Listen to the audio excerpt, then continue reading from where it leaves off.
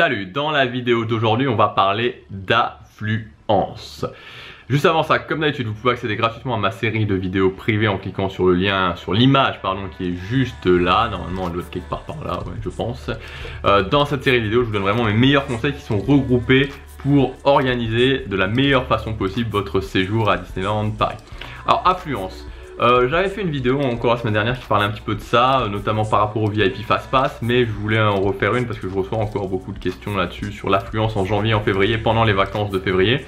Alors, l'affluence en janvier et en février, donc après la saison de Noël, donc à partir du 10 janvier on va dire, même si la saison de Noël cette année s'est arrêtée le 7 janvier. Il faut savoir qu'en termes d'affluence en janvier et en février, c'est vraiment bas, c'est vraiment très bas. Les vacances de février sont les vacances où il y a le moins de monde finalement à Disneyland Paris. C'est les vacances scolaires où il y a le moins de monde à Disneyland Paris. J'imagine que c'est surtout parce que ça doit jouer, enfin qu'il va y avoir une certaine concurrence avec les sports d'hiver. C'est-à-dire que les sports d'hiver on peut partir 4, 5, 6 jours. Bon bref, bon là je dis ce qui me semble, mais c'est pas sûr du tout. Enfin, toujours est-il que c'est là où il y a le moins, d'affluence finalement à Disneyland Paris.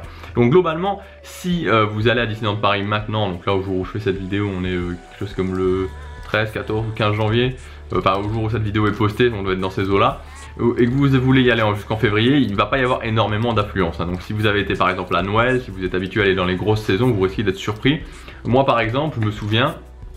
Alors pour vous dire, hein, ça remonte à quelques années. En 2010, ma première visite c'était au Newport Bay Club en 2010, en novembre, fin novembre 2010. Il y avait quand même du monde. Alors, pourtant fin novembre, c'est pas une saison, il n'y a pas énormément de monde, mais c'est un week-end fin novembre, donc c'est la saison de Noël, donc il y a quand même du monde.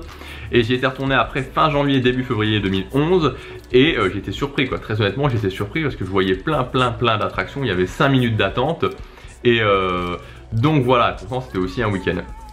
Donc tout ça pour vous dire que si vous y allez, alors ça veut pas dire qu'il faut pas s'organiser, ça veut pas dire qu'il faut pas prévoir qu'il va y avoir un peu de monde, mais ça veut surtout dire que globalement vous pouvez quand même être relativement rassuré. Il faut utiliser les Fast Pass, voilà, si vous pouvez prendre le VIP Fast Pass, enfin, voilà, c'est pas, enfin, si vous pouvez, il n'y a pas de souci, hein, c'est toujours sympa évidemment parce qu'il peut y avoir des attractions où vous allez avoir 30 minutes, 40 minutes d'attente, surtout que là il y a quand même des attractions, enfin, c'est vrai qu'il va y avoir quand même pas mal d'attractions qui vont être fermées en janvier, Peter Pan, janvier-février, Peter Pan, le train de la mine qui est fermé pendant 1 an, donc forcément ça regroupe un petit peu sur les autres attractions, mais globalement on est loin d'une affluence de Noël.